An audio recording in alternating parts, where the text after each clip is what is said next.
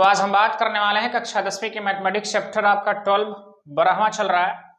तो इसमें हम प्रश्न नंबर आज 10वीं को लेकर बात करना चाहेंगे, क्योंकि प्रश्न नंबर 9 तक के आपके सभी प्रश्न जो हैं वो वीडियो के माध्यम से अपलोड कर दिया गया है। तो प्रश्न नंबर 10 को देखने वाले हैं। तो जैसा कि प्रश्न नंबर मित्र 10 में दिया जा रहा कि आपके पास एक मोटरसाइकिल है और मोटरसाइकिल की जो पहिया है उसकी जो त्रिज्या है मित्र वो 35 सेंटीमीटर बताई जा रही है।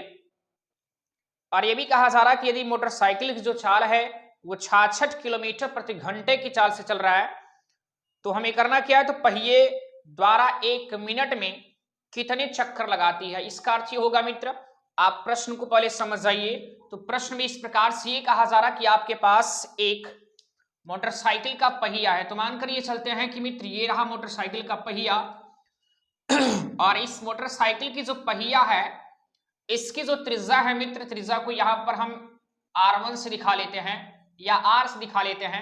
तो यहां पर जो इसकी त्रिज्या दी जा रही है मित्र वो 35 सेंटीमीटर दी जा रही है प्रश्न में, और यहां पर इसकी परिधि को हम बिंदु A से दिखा रहे हैं। तो यहां पर की जो त्रिज्या कह लीजिए या हमारे पास जो पहिया है उसकी जो त्रिज्या है या पहिए का आकार यदि वृत्त के आकार का है तो वृत्त की जो त्रिज्या है वो आपको 35 सेंटीमीटर दी जा रही है। तो मित्र और इसके बाद ये भी कहा जा रहा कि जो पहिया की चाल है वो किस चाल से चल रही है, तो वो बताया जा रहा मित्र 66 किलोमीटर प्रति घंटे की चाल से चल रही है। तो प्रश्न में ये कहा जा रहा कि यदि चक्का जो है एक बार या एक चक्कर लगाने में, जो यहां पर मोटरसाइकिल का पहिया है वो एक चक्कर लगाने में कितना दूरी तय करते हैं मित्र, वही चीज हम देखने वाले हैं। तो चलिए आज समझते हैं इस प्रश्न को लेकर। तो हमें दिया जा रहा सबसे पहले क्या, यहां वृत्त की जो त्रिज्या है और वृत्त कोष्ठक में मित्र यहां दिखा देते हैं कि पहिया है, तो पहिए का जो त्रिज्या है वो दिया जा रहा है कितना, तो बराबर दिया जा रहा 35 सेंटीमीटर। इसके बाद यहां मित्र जो हमें चाल दी जा रही है किसकी चाल है, तो आप समझ सकते हैं कि मोटरसाइकिल के पहिए की जो चाल है वो दिया जा रहा 66 किलोमीटर पर घंटा। अब यहां से हमें कहा यह जा रहा मित्र कि यदि त्रिज्या इसकी 35 सेंटीमीटर है और इसकी चाल 66 किलोमीटर प्रति घंटे की चाल से यदि चल रहा है तो 1 मिनट में कितना चक्कर लगाती है, इस चीज को ध्यान में रखना होगा। तो समझते मित्र पहले ये निकालते हैं कि 1 मिनट में वो कितना दूरी तय करती है। तो ध्यान दीजिएगा यहां पर यदि जो हमें यहां चाल दी जा रही है पहिए का, यहां ध्यान दीजिए यदि हमें 1 मिनट में ज्ञात करना होगा तो इसको चेंज करना है। यदि त्रिज्या का मान सेंटीमीटर में है मित्र तो इस किलोमीटर को सेंटीमीटर में चेंज करना होगा और घंटे को मिनट में, तो 66 कर दीजिए। और इसके बाद मित्र यहाँ 1 किलोमीटर जो है या किलोमीटर को यदि मैं सेंटीमीटर में चेंज करूंगा तो फार्मूला आप लोगों ने पढ़ा कि 1 किलोमीटर बराबर जो होता है 1 लाख कह लीजिए सेंटीमीटर होता है। और या तो आप लिख सकते हैं कि 1 किलोमीटर में 1000 मीटर हुआ और मीटर को सेंटीमीटर में चेंज करेंगे 2 जीरो और हो जाएगा, तो 3 और 2 5 जीरो, जिसे 1 लाख का नाम दे सकते हैं। तो यहाँ किलोमीटर को यदि मैं चेंज करने वाला हूं किसमें, सेंटीमीटर में, तो 1 लाख आपका हो जाएगा मित्र सेंटीमीटर। और इसके बाद प्रति कर लीजिए, यहाँ जो घंटा है मिनट में चेंज करना है तो ध्यान से समझ सकते हैं कि 1 घंटे में कितने मिनट होते हैं, तो 60 मिनट होते हैं। तो इस प्रकार से आप मिनट में दर्शा सकते हैं। इनको अगर हल करने की बात कहें तो देख सकते हैं मित्र 0 से 0 कैंसिल हो सकता है, 1 0 से 1 0 कैंसिल, और इनको इनके साथ हल करने पर 11 मिलेगा, जो कि समझ सकते हैं। और इसके बाद यहां मिला क्या आपको चाल जो है मित्र वो मिला आपको, ध्यान दीजिए 11 और यहाँ 4 जीरो, तो हम 11 लिखने के बाद 4 जीरो हमारे पास इतना बचा हुआ है, इसे लिख सकते हैं सेंटीमीटर प्रति मिनट। और इस प्रकार से इस प्रश्न को यहां से देखा जाए कि चाल जो है अर्थात पहिए की जो चाल है वो मित्र यहां जो दी जा रही 11,000 कर सकते हैं, या इकाई, दहाई, सैकड़ा, हजार, 10,000, लाख, 1,10,000 है, 1,10,000 सेंटीमीटर प्रति मिनट। प्रति का अर्थ हुआ 1, इसका अर्थ कि 1 मिनट में पहिया द्वारा तय की गई यहां पर जो दूरी मिलेगी मित्र उस दूरी को आप समझा सकते हैं। यहां से यहां मैंने कहा सेंटीमीटर प्रति मिनट और प्रति का अर्थ हुआ 1, अर्थात 1 मिनट में जो पहिया है उसकी जो चाल है मित्र वो बताया जा रहा है या कितना दूरी तय कर रही, तो 1,10,000 सेंटीमीटर। तो यहाँ 1,10,000 सेंटीमीटर आप दर्शा सकते हैं।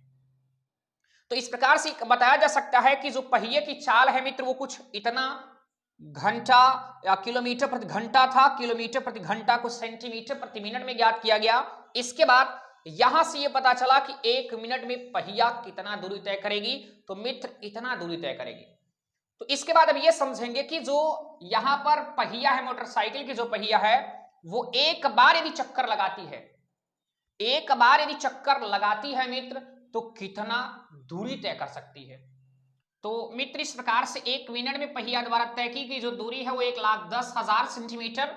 अब इसके बाद प्रश्न में हमें यह कहा जा रहा कि 1 मिनट में कितना चक्कर लगाएगी। तो 1 मिनट में इतना दूरी, 1 मिनट में इतना दूरी तय की जा रही है, इतना सेंटीमीटर दूरी तय की जा रही है। मित्र यदि आप चक्रों की संख्या अर्थात 1 मिनट में चक्रों की संख्या ज्ञात करना चाहते हैं, तो सबसे पहले ये निकाला जाए कि यदि मोटरसाइकिल का जो पहिया एक बार यदि चक्कर या एक चक्कर लगाता है तो कितनी दूरी तय कर सकता है। तो यहां निकालेंगे क्या कि मित्र एक बार पहिया द्वारा लगाया गया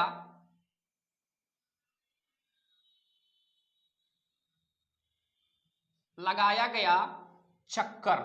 तो मित्र यहां दर्शा सकते हैं, तो देखिए ध्यान दीजिए, इसकी जो एक बार में जो पहिया होगा कितनी दूरी तय करेगी, तो यहां से समझा सकते कि मोटरसाइकिल के परिध के बराबर होगा, अर्थात वृत्त के परिध के बराबर होगा। तो यहां दर्शा सकते क्या, वृत्त की परिधि,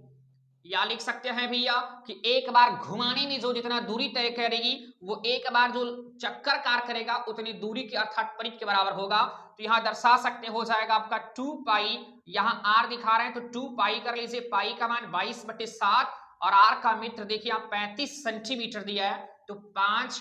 यहाँ 7 को 35 से विभाजित किया जा सकता है, तो मिलेगा 7 5 35 और मिला कितना देखिए 22 दूना 44 कर लीजिए, 22 5 110, 110 का गुणा 2 में करेंगे तो मिलेगा आपको कितना 220 सेंटीमीटर, इतना मिला। इसका अर्थ यह रहा कि अगर एक बार अर्थात एक बार यदि पहिया घूमेगा तो इतना दूरी तय करेगी, और इतना दूरी तय करने में अर्थात 1 मिनट में इतना दूरी लग रहा है, तो इस दूरी को इस दूरी से अगर भाग कर दिया जाए तो मित्र चक्रों की संख्या अर्थात 1 मिनट में, यहां पर 1 मिनट में चक्रों की संख्या मिल जाएगी। तो चक्करों की जो संख्या होगी मित्र वो दिखाना चाहेंगे यहां पर, तो मिलेगा क्या कि भैया 1 मिनट में तय की गई दूरी, 1 मिनट में तय की गई दूरी और बटे कितना हो जाएगा, एक चक्कर लगाने में, एक चक्कर लगाने में तय की गई दूरी, एक चक्कर लगाने में तय की गई दूरी यहां पर मित्र आपको मिल जाएगी। देखिए किस प्रकार दिखाएंगे आप, तो यहां जगह कम है, आप देख सकते हैं यहां पर मित्र, तो इस प्रकार से यहां मिल जाएगा क्या आपको 1 मिनट में चक्कर लगाने में जो दूरी है वो आपका 1 लाख, यहां दिखा देते हैं चक्कर करके, या चक्करों की संख्या आप दिखा सकते हैं मित्र, तो मिलेगा क्या 1,10,000 और बटे ध्यान दीजिए एक बार में यहां कितना 220 मिला है, तो देखिए 0 को 0 से कटा सकते हैं मित्र, और यहाँ 11 का 11 और 11 दूना 22, तो मित्र ध्यान दीजिए यहाँ 3 0 और 1 बचा अर्थात 1000 मिला, और बटे आपके यहाँ 2, यदि भाग करना चाहेंगे मित्र यहाँ 500 मिलेगा। इसका अर्थ ये रहा कि यदि देखा जाए तो 1 मिनट में चक्करों की जो संख्या है वो कितना होगा, तो 500 बार चक्कर लगाएगी। तो इस प्रकार से मित्र इस प्रश्न को समझा जा सकता है कि 1 मिनट में जो मोटरसाइकिल की पहिया है वो 500 बार चक्कर लगाएगी। तो इस प्रकार से प्रश्न नंबर ये मित्र 10वां था, तो इसे आप नोट करिए। प्रश्न नंबर हम 11 को लेकर बात करना चाहेंगे, तो इसे रफ करने के बाद मित्र प्रश्न नंबर हम 11 को देखते हैं। तो प्रश्न नंबर 11 में कहा जा रहा है मित्र कि एक ट्रैक्टर के अगले व पिछले पहिए का जो व्यास है, आप समझ सकते हैं कि ट्रैक्टर को आपने देखा भी है, तो ट्रैक्टर का जो अगला पहिया और पिछला पहिया होता है तो दोनों एक ही आकार का होता है, लेकिन हाँ ये है कि उनके आकार छोटे व बड़े होते हैं। और ये भी समझा जा सकता है मित्र कि जो ट्रैक्टर का पहिया होता है वो वृत्त के आकार का होता है, तो ये समझ सकते हैं कि आगे का पहिया का छोटा वृत्त की तरह होता है और पीछे की जो पहिया होती है वो बड़े वृत्त के आकार का होती है। इसका अर्थ ये भी होगा कि उनके व्यास जो होंगे वो कम व ज्यादा भी हो सकते हैं। तो इस प्रकार से कहा भी जा रहा कि पिछले पहिए का जो व्यास है मित्र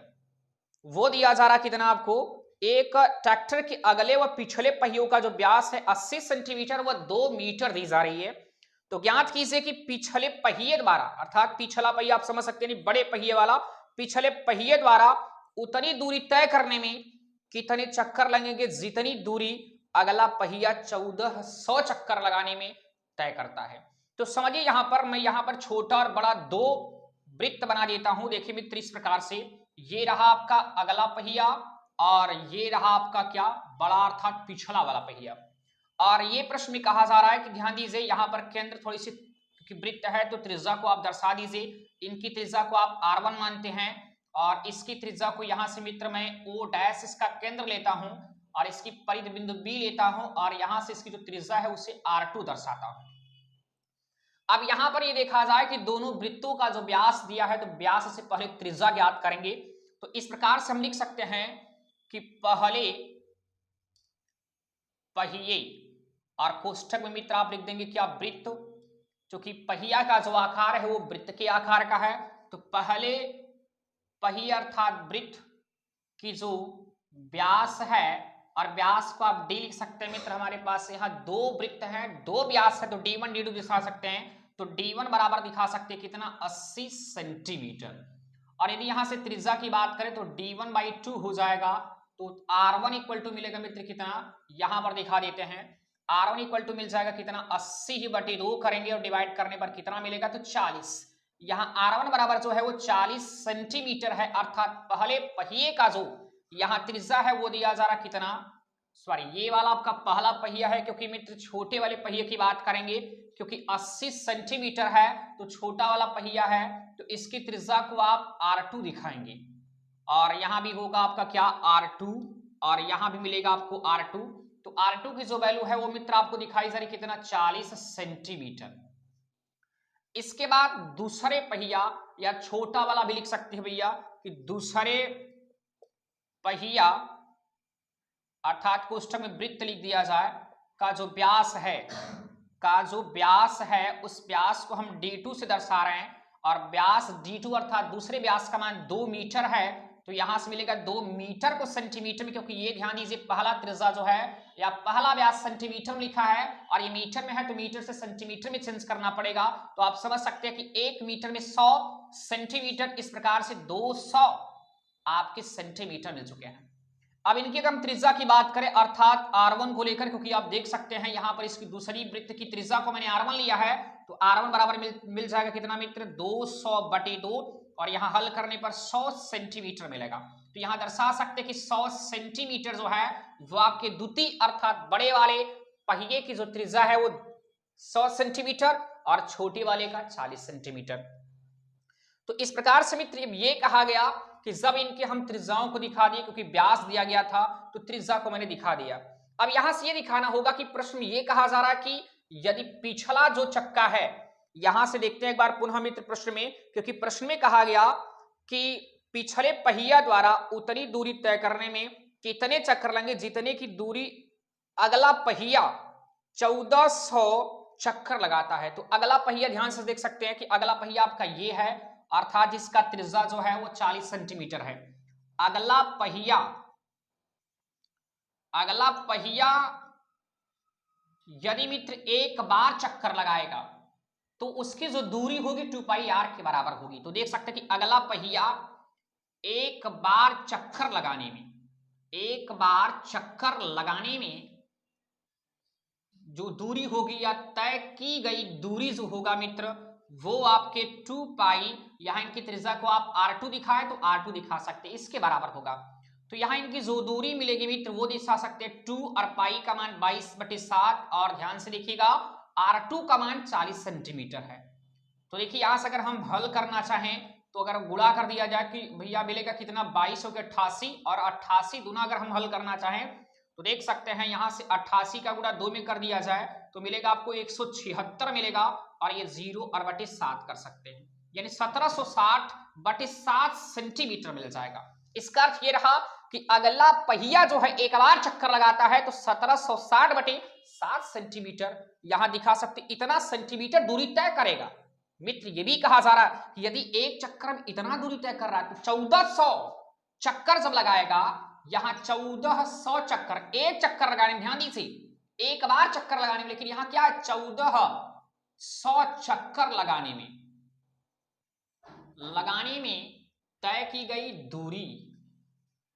गई दूरी जो मिलेगा, यदि एक चक्कर लगाने में इतना दूरी तय कर रहा है तो 1400 जब करेगा तो 1760/7 और गुणित 1400 हो जाएगा मित्र। तो इस प्रकार से यदि हम भाग करना चाहें तो देखिए 7 दूनी 14 मिलेगा और यहां दर्शा सकते हैं आपका 200 बचा और यहां देखिए 1760 और गुणे आपका 200 मिला मित्र। यहां से इन दोनों का यदि गुणा कर दिया जाए तो देख सकते हैं कि 2 छंग 12, 2 और हासिल 1 और 2 सते 14, 15 मिला मित्र आपको और 2 1 2 और 1 3 और ये 3 आपके जीरो भी है तो 3 जीरो इस प्रकार से लिख सकते हो कि इतना सेंटीमीटर, अर्थात यदि एक बार यदि जो चक्का है या पहिया है एक बार यदि चक्कर लगाता है तो इतना सेंटीमीटर, ये अगले पहिए की बात हो रही है। इसके बाद कहा यह जा रहा कि यदि एक चक्कर लगाने में इतना दूरी तो 1400 चक्कर लगाने में कितना दूरी तय करेगा, तो इतना दूरी तय करेगा। अब यह कहा गया कि मित्र अगर इतना दूरी तय कर रहा है तो हमें यह दिखाना होगा कि प्रश्न ये कहा गया कि जो पिछला चक्का अर्थात बड़ा वाला जो चक्का है, बड़े वाले चक्के को देखा जाए, कहा जा रहा कि इतना ही दूरी तय करने में कितना चक्कर लगाएगा ये, तो मित्र एक चक्कर लगाने में बड़े वाले वृत्त अर्थात पिछले वाले वृत्त एक बार यदि चक्कर लगाता है कितनी दूरी तय करेगा, उस दूरी को इस दूरी से भाग कर दिया जाए तो चक्करों की संख्या मिल जाए, किसकी, बड़े वाले वृत्त की चक्करों की संख्या मिल जाएगी और यही आपसे पूछा भी जा रहा है। तो देखते हैं यहां से इस प्रकार से, तो मित्र ये आपका यहां जो लिखा हुआ है, अभी मैंने दूसरे वृत्त का जो इधर से व्यास दिखा ये नोट कर लीजिएगा, ये मिटाकर यहीं पर मैं कर देता हूं। तो सबसे पहले क्या करेंगे यहां पर करेंगे सबसे पहले कि दूसरे वृत्त अर्थात बड़े वृत्त की बात करेंगे, बड़े वृत्त का व्यास ज्ञात कर लीजिए। तो यहां मिलेगा क्या, बड़े वृत्त का व्यास। अब बड़े वृत्त का जो व्यास है वो क्या होगा, व्यास अभी दिखाया गया मित्र, तो हमें बड़े वृत्त का यहां पर ज्ञात करना क्या, परिध ज्ञात करना है। तो परिध अगर ज्ञात करते हैं तो मिल जाएगा कितना, 2 पाई और देखिए R1 है त्रिज्या तो R1 मिल जाएगा। अब यहां ज्ञात करना चाहेंगे, अब देखिए बड़े वृत्त का परिध कह लीजिए और बड़े वृत्त का परिध का अर्थ है कि एक बार चक्कर लगाने में जितनी दूरी तय करेगी, यहां पर मैं साफ साफ शब्दों में लिख देता हूं क्या, एक बार चक्कर लगाने में, एक बार चक्कर लगाने में तय की गई दूरी, अब जो यहां पर तय की गई दूरी होगा मित्र वो किसके बराबर होगा, तो बड़े वाले वृत्त, बड़े वृत्त की परिध के बराबर, बड़े वृत्त की परिध के बराबर होगा। देखिए यहां बराबर का चिन्ह तो दिखा सकते हैं, बड़े वृत्त का परिध 2 पाई R1, चूंकि त्रिज्या आप देख सकते हैं तो 2 पाई और पाई का मान 22/7 और R1 की वैल्यू क्या मिल जाएगी मित्र, 100, चूंकि त्रिज्या क्या है 100, तो 22 दूना 44 और मित्र देखिए आपकी 2 जीरो और बटे 7 कर सकते हो। एक चक्कर लगाने में इतना दूरी तय कर रहा है तो कह रहा कि इतना दूरी तय करने में कितना चक्कर लगाएगा, तो इतना बटे इतना या इतना बटे इतना आप कर देंगे। तो यहां मिल जाएगा कि आपको यहां निकालेंगे कि बड़े पहिए द्वारा यहां ये इतना दूरी तय करने में, दूरी तय करने में चक्करों की संख्या, जो चक्करों की संख्या होगा मित्र कितना होगा, तो चक्करों की संख्या निकालने के लिए इतना और बटे आपका इतना हो जाएगा, तो 4400 कर दीजिए और 7 जो है मित्र वो ऊपर हो जाएगा। तो इस प्रकार से आप गुणा भाग करेंगे, गुणा भाग करने पर जो मिलेगा मित्र आप देख सकते हैं, गुणा करने पर जितनी भी वैल्यू मिलेगी वो आपको मिलेगा क्या, चक्करों की संख्या। तो यहां से हम देख सकते हैं कि गुणा भाग करने पर यदि देख सकते 2 जीरो को 2 जीरो से कटा दिया जाए और इनको अगर भाग किया जाए इनसे 556 लगभग मिल सकता है, क्योंकि आप आंसर दे सकते हैं तो 500 यहां से भाग कर लीजिए तो 560 मिलेगा, 560 चक्कर लगाएगा। तो ये कह सकते हैं मित्र कि अगर इतना दूरी तय करने में कितना बड़े वृत्त की अर्थात बड़े वाले चक्का इतना दूरी तय करने में कितना चक्कर लगाएगा, तो एक चक्कर से भाग कर दीजिए, एक चक्कर यहां मिला, इतने से इतने भाग किया जाएगा तो इतना अर्थात 560 चक्कर मिलेगा मित्र। तो इस प्रकार से प्रश्न नंबर आपका 11 हुआ, आप इसे नोट करिए। प्रश्न नंबर 12 अर्थात 12.1 का सवाल नंबर लास्ट की बात करेंगे। देखिए वो क्या कहा जा रहा है, इसे रफ करने के बाद मित्र देखते हैं प्रश्न नंबर लास्ट। प्रश्नावली आपकी 12.1 का सवाल नंबर पहला है, सॉरी लास्ट है ये, और इसके बाद फिर हम देखते हैं 12.2 के एक्सरसाइज को। लेकिन मित्र 12.2 के एक्सरसाइज के प्रश्नों को हम अगले वीडियो में चर्चा करेंगे। तो देखिए इस प्रकार से प्रश्न नंबर जो हमारा लास्ट दिया जा रहा है उसमें यह दिया जा मित्र कि आपके पास एक घड़ी है, एक घड़ी में नहीं, इस प्रकार से नहीं मित्र, ये आपका 12B का पहला सवाल है। तो 12वां सवाल क्या है उस वृत्त का व्यास ज्ञात करना है, हमें डी की वैल्यू फाइंड करनी है। तो उस वृत्त का व्यास ज्ञात कीजिए जिसका क्षेत्रफल 20 सेंटीमीटर और 48 सेंटीमीटर व्यास वाले दो वृत्तों के क्षेत्रफल के योग के बराबर है। हमें कहा जा रहा है उस वृत्त का व्यास ज्ञात करना है, और व्यास क्या होना चाहिए मित्र, तो कहा यह जा रहा है कि जिसका क्षेत्रफल 20 सेंटीमीटर, अर्थात उस वृत्त का जो क्षेत्रफल है मित्र वो 20 दिया जा रहा है। इसमें कहा जा उस वृत्त का व्यास, अर्थात हमें डी डायमीटर फाइंड करने हैं, और इसमें दिया जा रहा है जिसका क्षेत्रफल 20 सेंटीमीटर व 48 सेंटीमीटर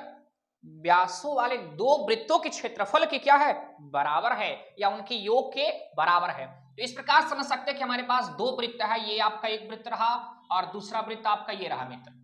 इनका केंद्र जो है O है, और इनके केंद्र को हम मित्र O डैश लेते हैं, और इनकी त्रिज्या जो है इन्हें हम R लेते हैं, या कैपिटल R मानते हैं, और इसे हम स्मॉल r मानते हैं। इन्हें हम स्मॉल r दिखाते हैं, इनकी परिधि A व इनकी परिधि को B से दर्शा रहे हैं। तो मित्र ये कहा जा रहा है कि जो पहला वृत्त है, पहले वृत्त का जो व्यास है, पहले वृत्त का जो व्यास है, व्यास को हम D1 से यहां फाइंड करना है। वो पहले वृत्त का जो व्यास है वो मित्र दिया जा रहा है कितना, 20 सेंटीमीटर, 20 दिया जा रहा है। तो यहां से 20 सेंटीमीटर इसका व्यास दिया है, तो मित्र इसकी त्रिज्या R1 को फाइंड कर सकते हैं, या कैपिटल R है तो यहाँ कैपिटल R दर्शाएंगे आप। कैपिटल R कितना मिल जाएगा, तो 20/2, जो कि आप समझ सकते हैं D1 या D/2 कर सकते हैं, तो R या capital R equal to 10 centimetre मिलेगा। इस प्रकार से दूसरे वृत्त का व्यास जो है मित्र यहां से दिया जा रहा कितना, 48 सेंटीमीटर, और देखिए इसकी त्रिज्या को हम यहां दिखा सकते हैं स्मॉल r से, तो व्यास को हम D2 से प्रदर्शित कर सकते हैं, D2 बराबर 48 सेंटीमीटर। तो यहां मिल जाएगा स्मॉल r बराबर 48/2, अर्थात व्यास बटे 2 करेंगे त्रिज्या मिल जाएगा, तो यहाँ स्मॉल r का मान 24 सेंटीमीटर मिल जाएगा। अब ये कहा गया मित्र कि इसका जो क्षेत्रफल है, पहले वृत्त व दूसरे वृत्त दोनों का क्षेत्रफल का जो योग होगा वो तीसरे वृत्त, अर्थात एक हमारे पास बड़ा वाला वृत्त इससे बड़ा हो सकता है, छोटा भी हो सकता है, इस तीसरे वृत्त के क्षेत्रफल के बराबर होगा। तो इनके क्षेत्रफल को मित्र हम ज्ञात करना है, या इनके हम व्यास को ज्ञात करेंगे, लेकिन व्यास ज्ञात करने के लिए सबसे पहले आपको त्रिज्या चाहिए। तो इनकी त्रिज्या को मित्र यहाँ पर हम मानकर चलते हैं कि इनकी त्रिज्या को मान लिया जाता है क्या, इनकी त्रिज्या को मानते हैं R1, ये आपका था R और ये कैपिटल R, उससे R1 मानते हैं। तो ये चीज आप दिखा देंगे कि माना तीसरे वृत्त का या वृत्त की त्रिज्या जो है मित्र वो क्या है, आपने माना है कितना, R1 माना है। अब ध्यान दीजिए इसका जो क्षेत्रफल होगा इन दोनों वृत्तों के क्षेत्रफल के योग के बराबर, अर्थात लिख सकते हैं पहले वृत्त का क्षेत्रफल, पहले वृत्त व दूसरे वृत्त का क्षेत्रफल जो है वो बराबर है किसके भैया, तो तीसरे वृत्त के क्षेत्रफल से, तीसरे वृत्त के क्षेत्रफल से। अब पहले वृत्त का क्षेत्रफल देखा जाए तो पाई, और त्रिज्या क्या है मित्र, कैपिटल R, तो कैपिटल R स्क्वायर होगा प्लस, और दूसरी जो वृत्त है वो है आपका, इसका क्षेत्रफल ज्ञात करेंगे पाई, और त्रिज्या क्या है स्मॉल r है स्क्वायर, इक्वल टू यहाँ भी क्षेत्रफल तीसरे वृत्त का भी क्षेत्रफल करेंगे तो पाई, और इनकी त्रिज्या R1 अगर आपने लिया है तो R1 का स्क्वायर। इनको अगर हल करने की बात किया जाए तो मित्र अगर देख सकते हैं यहाँ से पाई उभयनिष्ठ बाहर कर लिए, जब कैपिटल R स्क्वायर और कैपिटल R की वैल्यू देख सकते हैं मिला है 10, तो मिल जाएगा आपको क्या 10 का स्क्वायर और प्लस पाई, आप यहां भी बाहर कर चुके हैं, मिला स्मॉल r की वैल्यू देख सकते हैं यहाँ मिला कितना आपको 24, तो 24 का वर्ग कर लीजिए, ब्रैकेट क्लोज, इक्वल टू यहाँ मिला पाई R1 का स्क्वायर, पाई से पाई कैंसिल आउट, इनको वर्ग कर दिया जाए तो 10 का वर्ग 100 मिला, और 24 का वर्ग 576 होता है मित्र, बराबर यहां से मिल जाएगा क्या आपको R1 स्क्वायर, इस स्क्वायर को चेंज किया जाए तो रूट में बदल जाएगा, इन दोनों को जोड़ भी दीजिए, यदि 576 को 100 से जोड़ेंगे तो 676 मिलेगा, और ये आपके R1 की वैल्यू रही। अब यहाँ पर रूट में जो भी वैल्यू मिले या इतना ही आप दर्शा सकते, ये रहा आपका किसका मान मित्र, ये रहा आपके R1, अर्थात इस बड़े वाले वृत्त की त्रिज्या। अब इसका अगर व्यास फाइंड करना है तो व्यास हम इधर दिखा देते हैं मित्र, तो यदि R1 का मान दिया है कितना, रूट में 676 है, इनका व्यास ज्ञात करना है तो डी फाइंड करना चाहेंगे, तो आप समझ सकते व्यास जो होता है 2 गुणे त्रिज्या के बराबर होता है, तो मिल जाएगा 2 गुणे त्रिज्या का मान आपको मिला 676, इतना भी आप आंसर दिखा सकते हैं, या रूट में जो 676 है, उसकी वैल्यू आप मित्र निकाल सकते हो, उसके बाद 2 से गुणा कर लीजिएगा। तो इस प्रकार से देख सकते हैं प्रश्न नंबर 12 आपको मिला मित्र। प्रश्न नंबर 12 चूंकि इस एक्सरसाइज का लास्ट क्वेश्चन था, तो आज मित्र हम इतना ही बात करना चाहेंगे। अब देखते हैं अगले वाले एक्सरसाइज को हम मित्र अगले वीडियो में